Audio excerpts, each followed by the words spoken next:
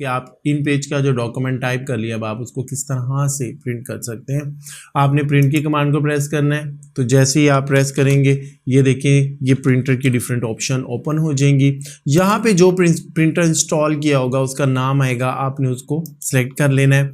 उसके बाद वो कहता है जनाब कितने पेज प्रिंट करने हैं, ख़ास तादाद आप दे सकते हैं जी 1 से लेकर जनाब सिर्फ 5 तक पेज जनाब मैंने प्रिंट करने हैं।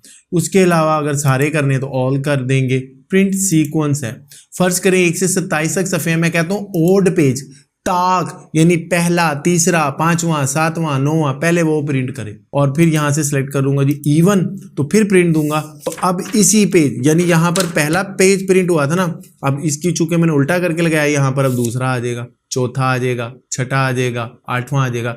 यानी इस तरह से आप प्रिंटिंग का काम करेंगे कि एक पेज के आगे पीछे अगर आपने प्रिंट लेना होता है तो देन आप इवन ओड को सिलेक्ट करते हैं।